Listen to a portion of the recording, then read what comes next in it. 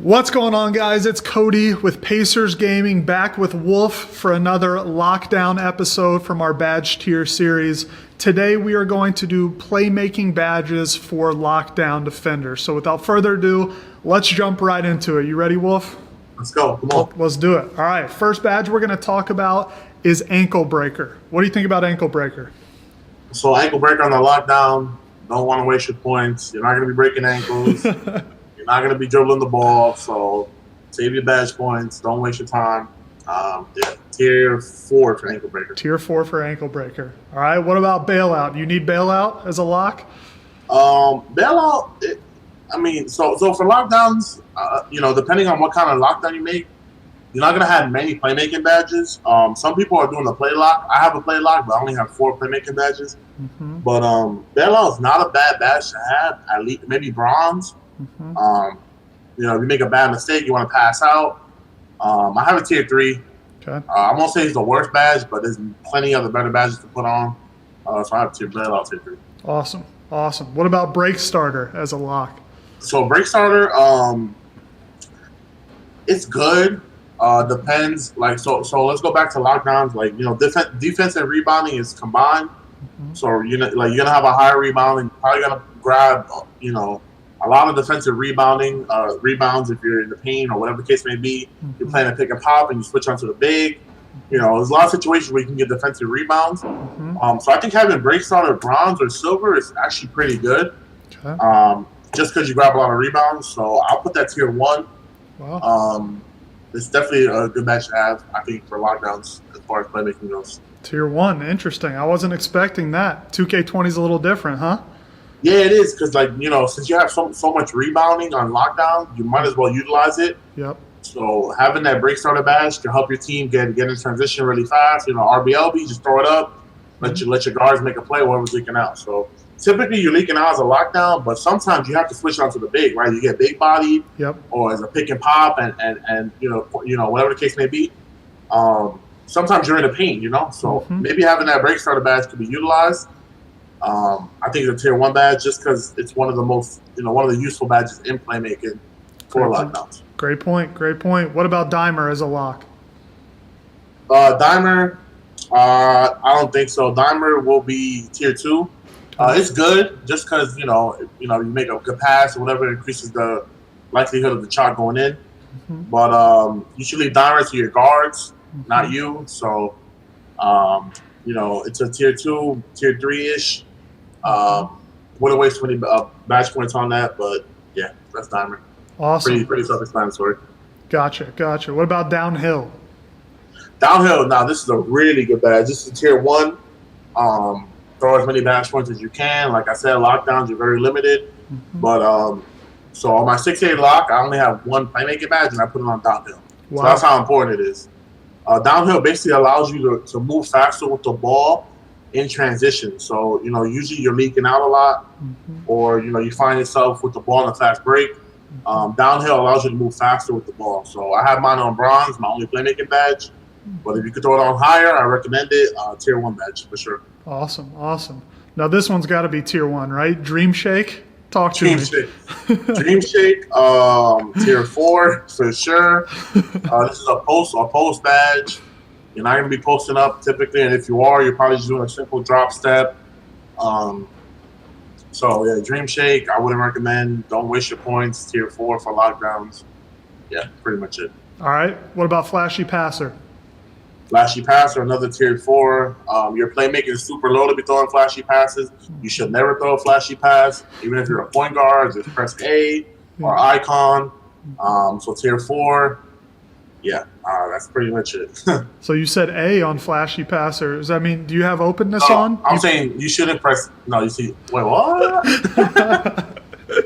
No openness. No openness. Check out our openness video. If you haven't watched it yet, you got to go see what we're talking about. Definitely check it out. Don't use it, though. Don't use it. All right, what about Floor General?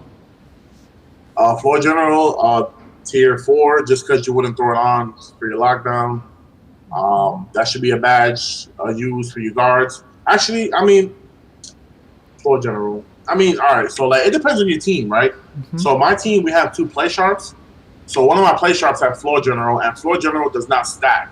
Right. So I'm gonna revisit this one. I think I'm gonna put it to tier 3. I'll move it up one just Okay. because it depends on your scheme. Like I was looking at from my point of view, but let's say like you don't have to play sharps and they can't afford to throw floor general on, and we have a few extra playmaking badges. You might as well throw it on. It's a team player badge.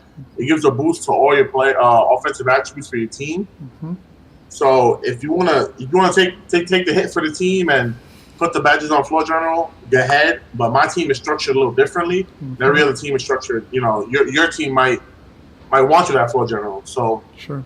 it's not a bad badge because, like I said, it's a team player badge. So I'll put it tier 3, not tier 4. Love it. Love it. What about handles for days? Tier 4, you're not, like I said, go back to ankle breaker. You're not going to be dribbling a lot. Mm-hmm. That's a guard badge. So yeah, I mean that's pretty much. I can't really say much more about that. Just don't put it on. Don't waste your points. Good to know. Same thing with Lob City Passer. I mean, Lob City, I got it as tier 3. Mm-hmm. You know, maybe having it bronze or silver. Sometimes you throw a lob on the fast break, Yep. or you know, you get the ball in the corner and your big has a free slip. You can throw them up a lob. Mm-hmm. So it's kind of useful. Mm-hmm. I wouldn't recommend putting it like super high, but I have a tier 3. Maybe throw it on bronze or silver, depending on your badge points, because every lockdown's different. Mm-hmm. But yeah, it's not a bad badge to have. You know, very situational, but tier 3. Okay. Okay. Needle threader. Now this badge I have tier 2. Needle threaders are actually a very good badge, and it's very effective just having it on bronze. Like it goes back, if you watched our defensive video one on lockdowns, like I said, chase down. When you have it on bronze, it activates certain animations. Same thing for needle threader. So if you have needle threader on bronze, it allows you to throw more, how can I say this, like more accurate bullet passes. So just having that that badge on bronze activates those animations. Gotcha. So this is a really good badge. I have it at tier 2 because just having it on bronze is really effective. So yeah, needle threader is really, really good. If you're a guard, I recommend for sure. If you're lockdown, maybe having it on bronze is good enough. So I put it tier 2. If you have extra playmaking badges, throw it on there. Makes sense. Perfect. Perfect. What about pass fake Maestro? Now pass fake is it's interesting. So quick little story about pass fake. So I was playing my team a lot this past week, and one of the cards has pass fake Maestro on gold. So I was just, you know, every time, like it's like a force of habit. I always pass fake out the corner just cause like it's just a habit. Yeah. So one time I pass faked and the guy had it on gold, and my defender literally broke his ankles. Like he like snapped. Like it was so weird. So the badge is kind of interesting. I have it on tier 3. I really haven't labbed it much besides playing my team, but seeing that one animation kind of raised some questions. So I have it tier 3. There's definitely better badges, but like I said, you have extra playmaking badges. With the very little you have, if you want to throw it on pass fake Maestro, it may be glitchy. Just from that one animation I got, but yeah, I have it tier 3. That makes me think about the league last year and how many times you guys pass faked. And think about if you got that and did it one time and people were falling from the pass Right, fakes. that's what I'm saying. That's why it's like it's a force of habit. And if you have it on silver, gold, whatever the case may be, and you do it like naturally, you know, just pass fake just to reset or whatever, and your guy's ankles fall, like your defender, that could be useful, right? It's like, you know, so it's really it's an interesting badge. I want to lab it up more, but yeah, tier 3. Gotcha. Okay. What about post spin technician as a lockdown? Nah, this badge is really glitchy. I have it tier 1.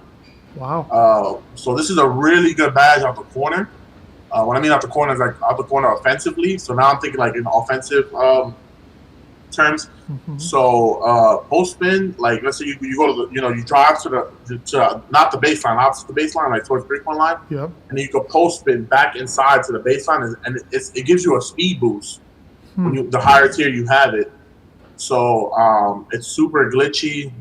Throw as many badge points as you can into this badge. If you have extra, post spin is really good. And another thing is you don't need high playmaking or high post moves to activate the speed boost. As long as you have the badge on gold or Hall of Fame, whatever the case may be, you still get that speed boost. You don't need like 90 post moves to do it. So Really good badge, tier 1. It could be a nice little move you have in your arsenal to get a bucket. So, Gotcha. yeah, Postman, definitely good. Another tier 1, another tier 1. All right, looks like we have 5 or 6 left. What about quick first step as a lock? Tier 1 for sure. You know, I have this, so on my play lock is 6'5". I have quick first step on gold and downhill on bronze. Okay. But quick first steps allows you to get blow bys. Yep. So let's say you get the ball in the corner, you throw a quick jab here or two, you know, you get your defender shaking, and most point guards are going to be guarding you, right? So most point guards are not going to have high defensive badges, and they're probably not going to have clamps. Right. Clamps is the badge that counteracts this.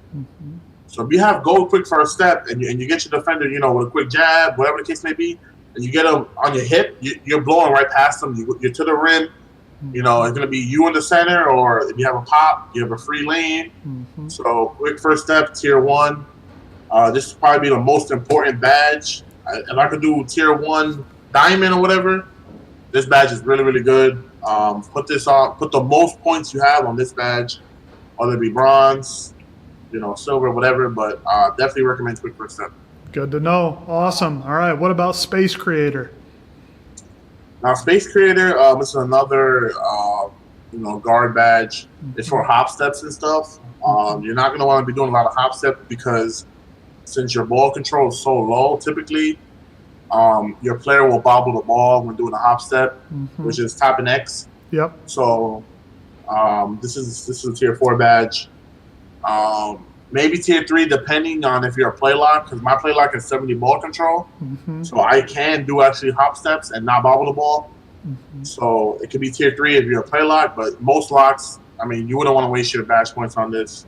So tier 4, tier 3 at most. Gotcha. Stop and go. So stop and go, I have it as a tier 2. This is pretty good on the fast break. Like if you get the ball, stop and go allows you to I mean, pretty self-explanatory. If you stop and you go, your player has more speed, right? Like it's you don't lose much speed or momentum.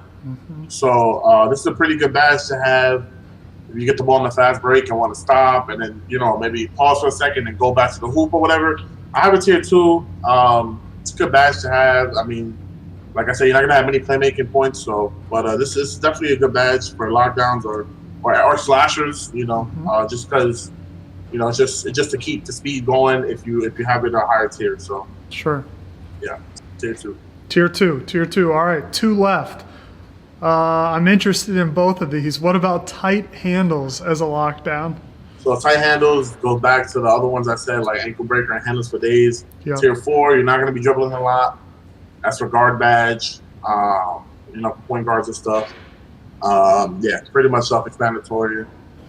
Tight handles, tier 4, don't waste your points. Okay. What about unpluckable? Last one.